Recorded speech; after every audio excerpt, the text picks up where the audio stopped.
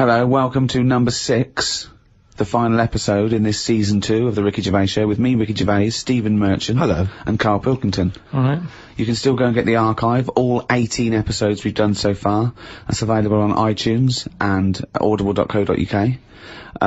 And there's a little video diary we've done, a little free podcast. We may go into free podcasting, but in video, Steve. And there's a little free taster up there. So check that out. Go to rickygervais.com to find out all news and everything. But come on, let's get on with this episode. We're here and now. This is right, yeah, absolutely. Here we are. Good. Karl, go. I've got some bad news to start off with straight away. The world's oldest tortoise, a 250-year-old tortoise, died last week. Yeah. Did it? Yeah, in a zoo in India. 250 years old. So would that have had that thing that they say about how you get a flashback of your life? You mean your life flashes before your eyes? Yeah, they say, don't they? Just like on your last breath or whatever. You like see you coming out of the womb and everything. Well, one, I don't believe that's true. I don't believe your life flashes before you. I don't know what evidence we've got. People who die say, you never guess what's happening.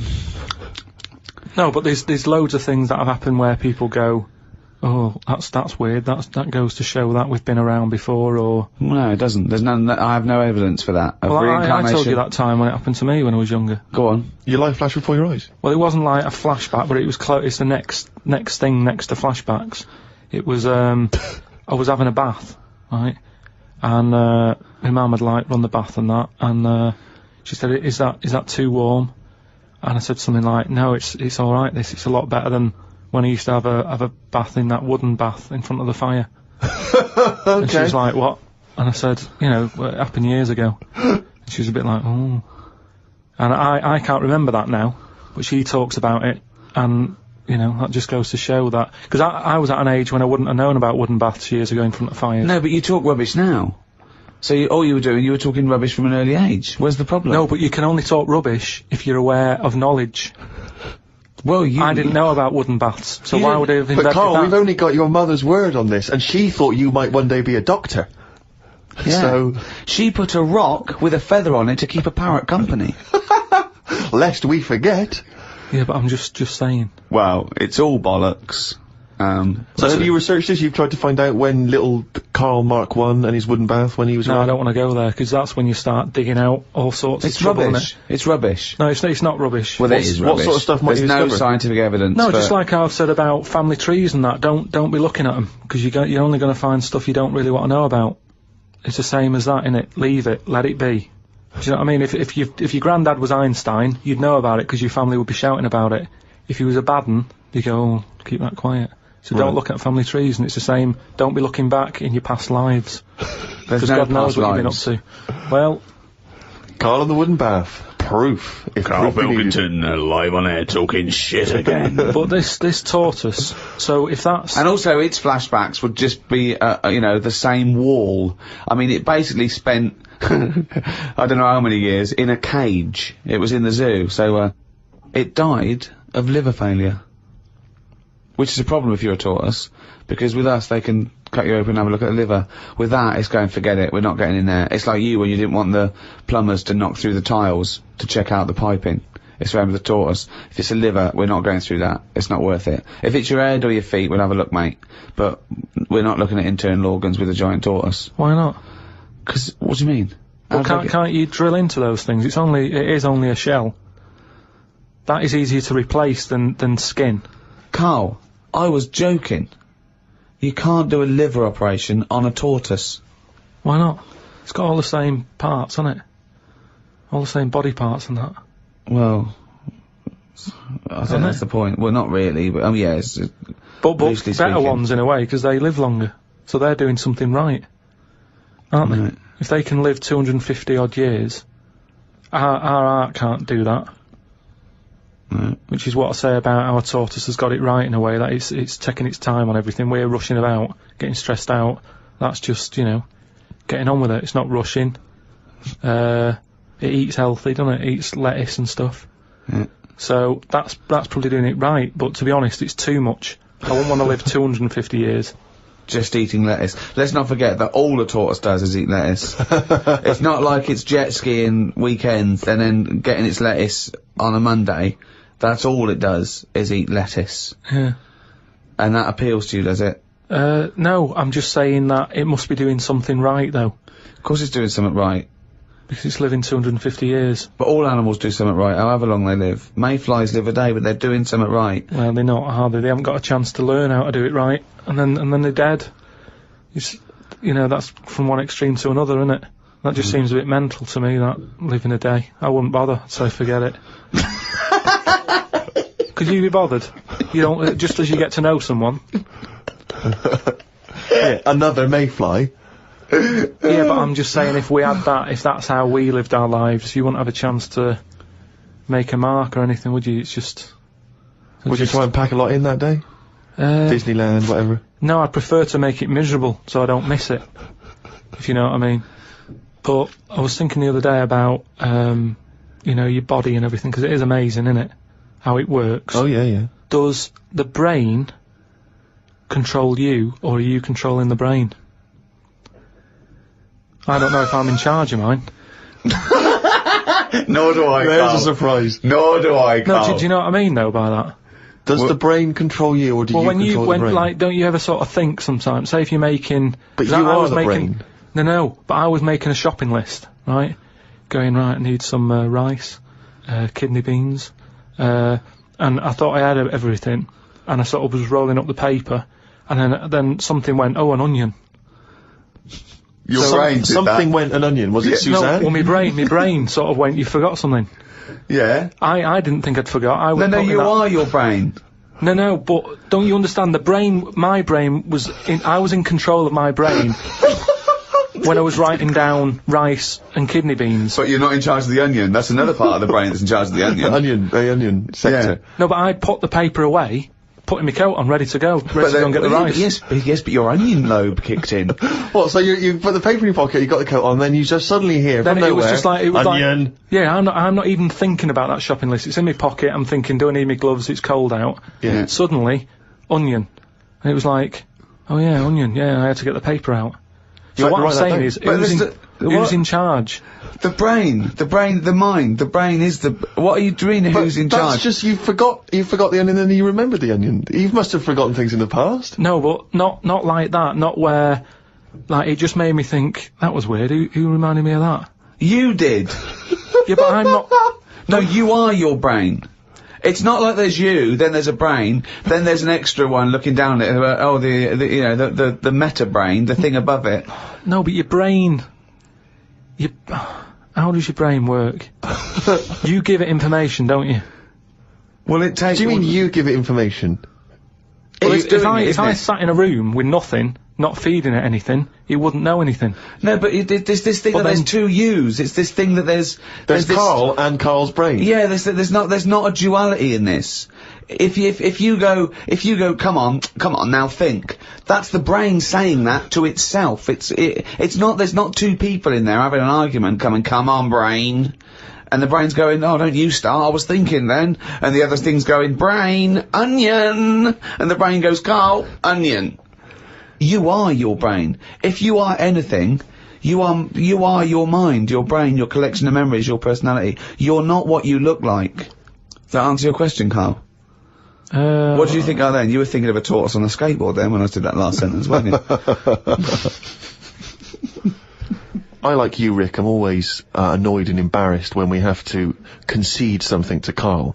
And it seems though each week I look on the emails that we've got, and once again someone has found some evidence to support some of the nonsense that Karl has come out with. Now, you remember we were talking about his concept of putting a giant mirror on the moon, because why should we have to go into space? Then we could just look up at the moon and we'd see the Earth reflected back at us, and we'd think, ah, that's the Earth, isn't it great? I can't see myself backing down on how ludicrous this is. No, indeed, although also, someone, I think they're really being very picky. They were picking you up on a technical point because I think one of your criticisms was the idea that the moon is moving and thus the mirror would, be absent from view for some time.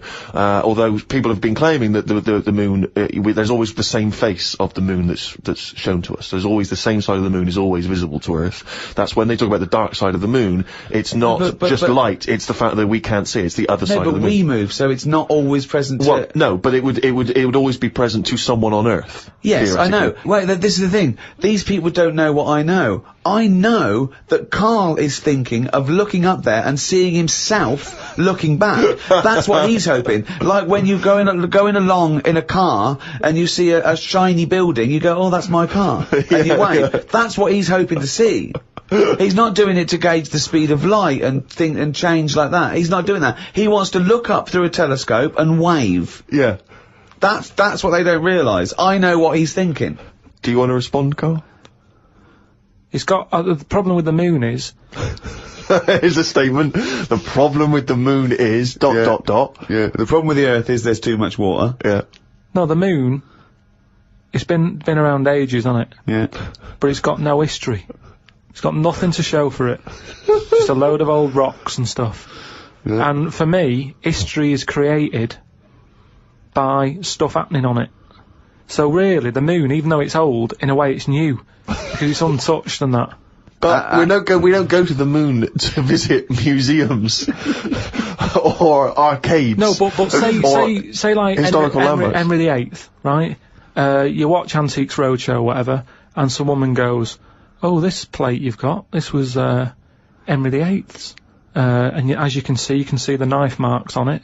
Oh look, there's some chicken on it, right? And you go, "Oh God, yeah, that's amazing." Then someone goes in and goes, "Here's a plate of Henry VIII's, but it hasn't been used, it's still in the box." You'd go, "Well, it's not as good, that."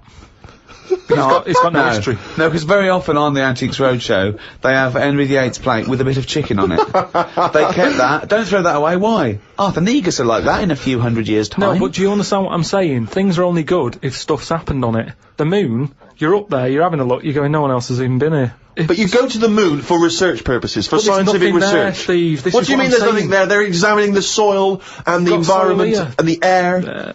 It's just a long way to go. Well, they're not doing that, are they? They're just not doing that. Well, they're not, are they? Because last time they went up, they were playing golf or something. There's golf balls up there that they've been whacking about. What sort of research is that? That's what I'm saying. There's nothing up there, so why else would you go all that way and go, "Oh, nothing here. Fancy a knockabout?" Why are they knocking golf balls about if there's really important stuff to look at? You don't see people in museums going, "Fancy having a knock some golf balls about?" No, I'm looking at this vase. Oh, right, that's interesting. But on the moon, nothing. Nothing to look at. What other games have you brought? That's what I mean.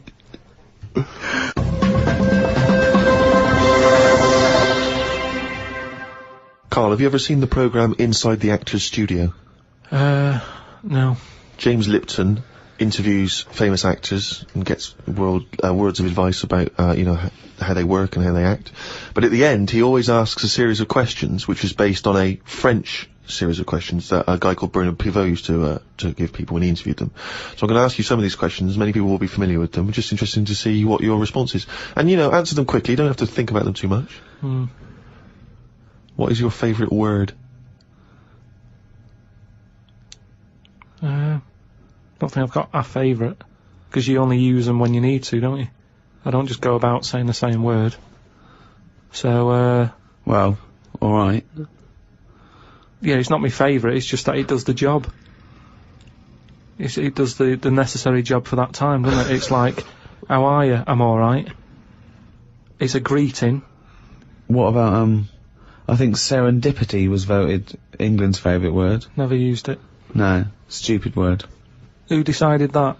Don't know, it was a poll, but I will suggest things. I can't believe people coming up going, favourite word, serendipity. Thanks for asking. So, yeah, but the thing is, say if it meant, "Oh, I'm fed up," would it still be the best word? Is it based on how it sounds and how it's put together, or what it means? I think everything. But then loads of words are being left out on, which are probably brilliant words, and they're not getting a look in. Such as? Well, like that one, fed up. I'm fed up. It sums it up, doesn't it? Well, two, He just sums it up. When someone goes, "How are you?" You go, "I'm fed up, mate. Sick of it." It's another good one.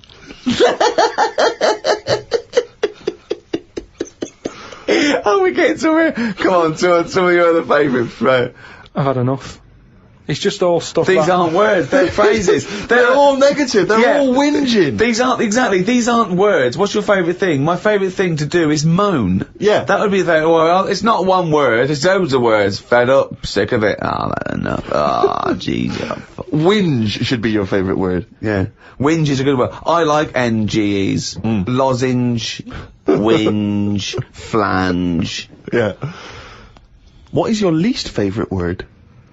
It might be serendipity. That would be up there for me. I'll tell you what, that would be up there for me. Probably like French words that have made it into the English thing. Blancmange. Just. There's an unge there. So, you know. How could you dislike it? How could you dislike blancmange? But just, you know, as if we haven't got enough words in our books. Go on. Because I was thinking about, Go on. alphabet, right? Why have we got that many? When other countries get by without that many letters in it. We got more words than any other language as well. But that's because we got more letters. Well, I don't know. So we've created a headache. I reckon you could at least half it. Well, you probably could half it. Well, you only use about half a dozen of them. No, but stuff like an X, you look at words that have got X in, and they're always words that you go, what does that mean? How's someone come up with that? That's how it comes across to me, and there's loads of big words. It's like dinosaur names. It's like, well, look, nobody was about when they were knocking about, so let's make up some names for them using the letters that hardly get used. They've all got Y's and X's in them. Yeah, they have, yeah. That's what I'm saying. It's like, well, let's use it for that. Yeah. So you just, it's not so much what is your least favourite word, you just don't really like most of the words. Just cut down the words. Stop adding new words. I get by, I don't know how many words there are in the world, but I reckon I hardly use any of them. Well, I'll tell you what, this year's word must be podcast. Yeah, but that'll be in the dictionary, and but it's made up, innit? It wasn't here before, it's just another one. This is what I'm saying about... But what else would you call this? You know, there is a new concept called podcasting. That is a podcast. But it's also a broadcast. We had a word for it. It's still a broadcast. Yeah, but they go, oh, you're a broadcaster. Oh, what radio station? No, I don't work on a radio station. I do a radio show, but I don't understand. Well, I do a radio show and I upload on. I don't understand. It's called a podcast. Done. Here's another idea. Go on. Add a new one. Get rid of an old one. Last one in, first one out, or whatever. Do it that way. That's a good way. What would you get rid of then? So we brought in podcast this year, but what word would you lose? Well, what's the name? Those birds that died out. Dodos. Get rid of it. If the bird's gone, the word can, surely. It's almost profound. Oh, it's amazing. It's great. Oh, God. What turns you on, creatively, spiritually, or emotionally? Learning. That's a nice answer. Yeah. Excellent. Will you say that? Yeah, but I everything you teach me, I take it in. It's just that sometimes I go, I don't get it. But that still counts as far as I'm concerned. Well, no, it doesn't. Learning is, knowledge is, there must be some sort of retention. You can't say I've got a great memory for a second. You can't say that. It has to stay there. And then knowledge has to be, applied. You can't just have all this knowledge that isn't applicable because it's useless.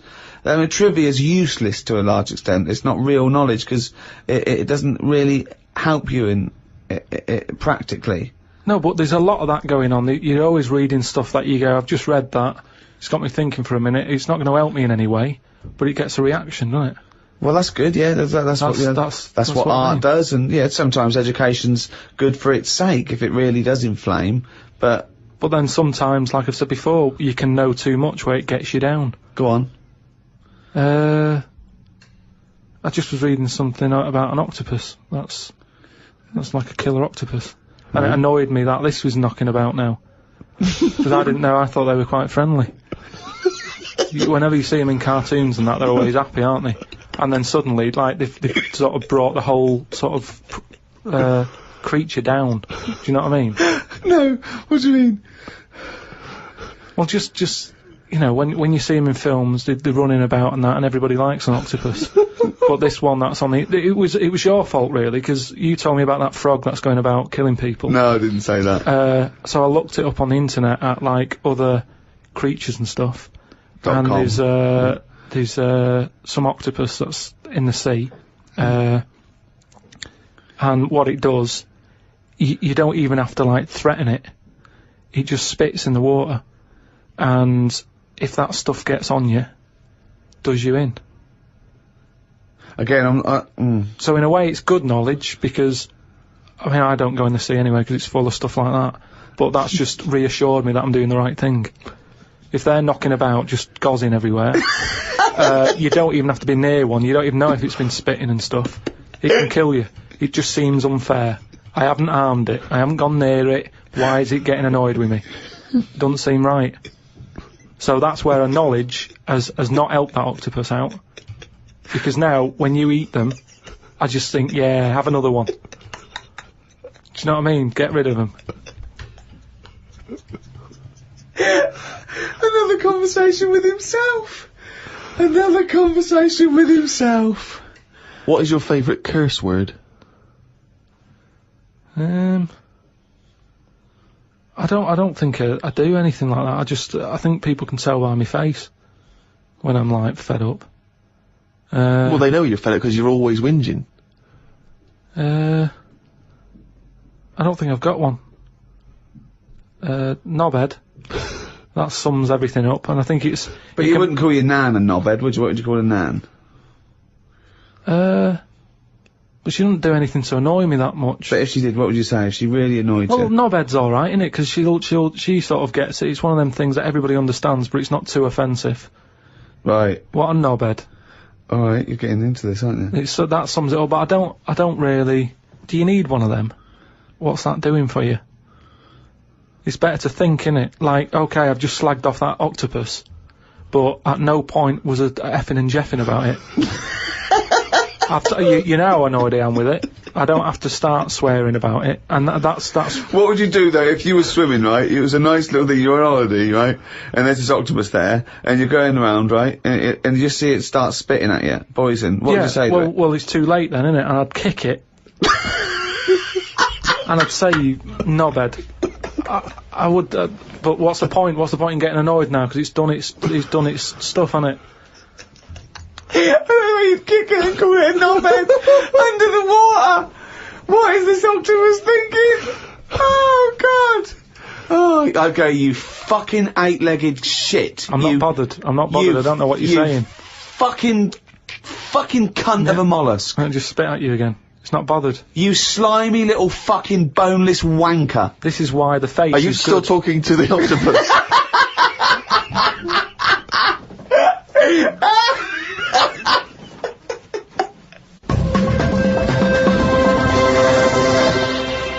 Oh, I don't believe it. He's written it down.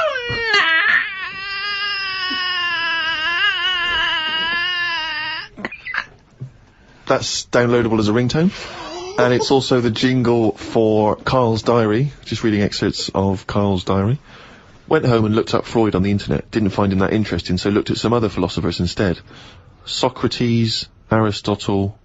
Why have you just listed some philosophers? Just to show that I'm learning.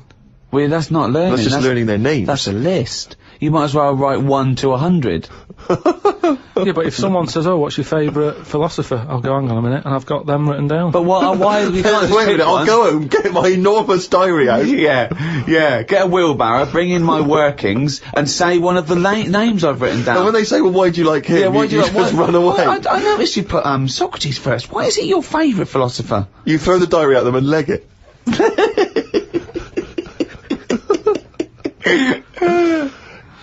Oh, and then you go on to say, it's weird how names have changed, but then there's no other point there. It just is, isn't it? When you think about, like, Socrates, I've never heard that on anyone who I know, is what I mean. It's just, in a way... But you're not Greek, are you? But how did that go about back then? I mean, say if you were phoning someone up and they said, I'm booking a table for 2, they go, name? Socrates. Did he ever go, cheers? Without going, can you spell that for me? But I don't know what point you're making. I'm just saying it's a name that's awkward. You're always going to have to go, can you spell that for me? You go, and it's not just him. Look at all them other names that are on that list. But they're from a different country. And a different era. Yeah, I know, but the names, I've been to Rome and stuff, and you sort of go... Well, ancient Rome? Just Rome. It hasn't changed, has it? Rome, so it can be ancient Rome or Rome in 2006. It's the same buildings. I used to love Nero going around in his Fiat Punto. Lao Tzu from years ago came up with some good stuff. 1, he who knows does not speak. He who speaks does not know. Not entirely true. To lead people, walk behind them. Yeah. And of course, the journey of 1,000 miles begins with 1 step. Yeah. Did that. Just favourites. Maybe this is why people are at the start line spectating at the Commonwealth Games.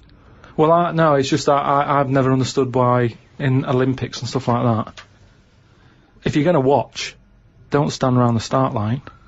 Go to the end, where you see the winner. But because of that saying, it actually makes sense, doesn't it? It's like, well, every step starts with a step, or whatever. Say it again? Every race, you've got to start with a step. Yeah.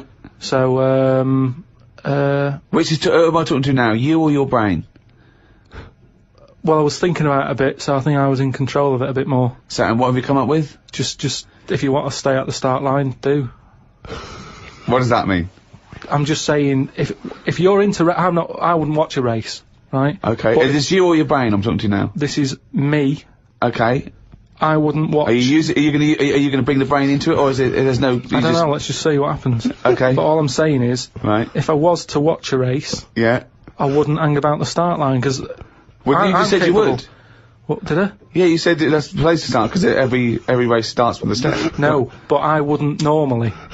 Right, I okay. won't watch any The race. brain definitely hasn't been used No, yet. is this you or your brain you're talking about now? It was... I'm just saying about me, if I was on holiday, Yeah. and Suzanne said there's a race going on down the road, Yeah. I'd go, well, let's go, keep going down the road and stand at the finish line. Okay, but now what have according you to got? Lazoo, Yeah. I'd say, well, hang on a minute, every race starts with a single step. Yeah. How many people around the start line? Is there more room there? She goes, yeah. I'll go, let's go there then, it's less busy. Right, and what would you see there then? I'd see people starting the race, but I wouldn't be that impressed with them, because I'd go, well, I don't know if any of these are any good. So would you start at the start or the end then? If it was down to me, I'd just probably stay at the finish line. Okay, so you wouldn't want to see the first step then? So what Not do you think of Lazoo now then? It's not what, but I wrote down 3 of his. That one isn't my favourite. That was the 3rd. I preferred the leading people from behind. Okay, and what would you do to lead someone now then? Well, if you're behind, you don't have to take responsibility, do you? You can go, well, I didn't send you here. You went there. That's not really leading them, though, is it? Yeah, because I've made them think. I've gone. They go, oh, I've just walked into a big hole. I'd go, oh, should have been looking where you're going. I haven't led them in that hole. But they've learnt a lesson, they won't go in a hole again. That was one of the greatest conversations I've ever been a part of. I mean, that was incredible. Never mind Aristotle and Socrates. That was incredible, that. If someone's out there, could they make a transcript of that? Because I think that, in 1,000 years' time, that'd be amazing. That was incredible, Karl. And not once was the brain used.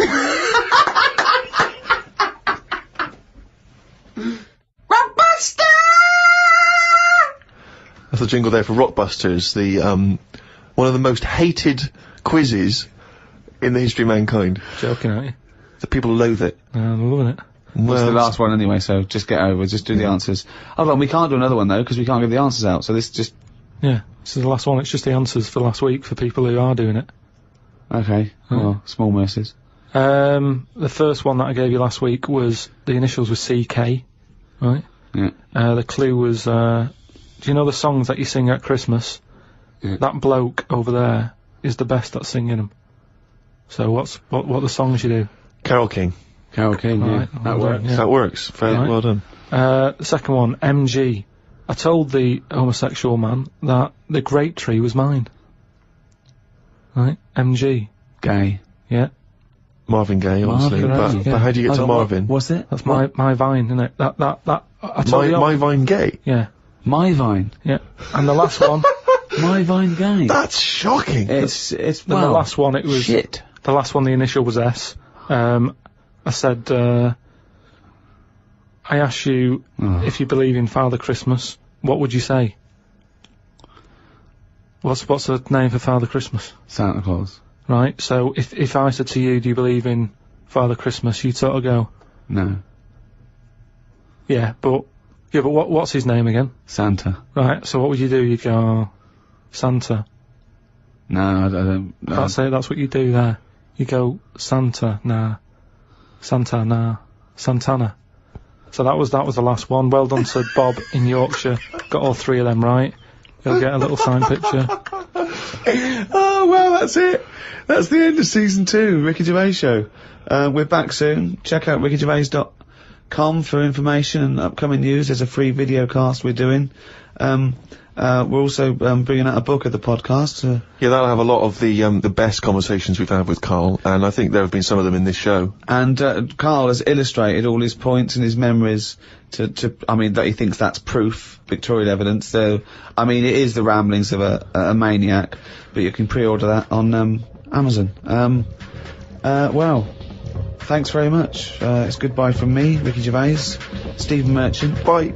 and Karl Pilkington.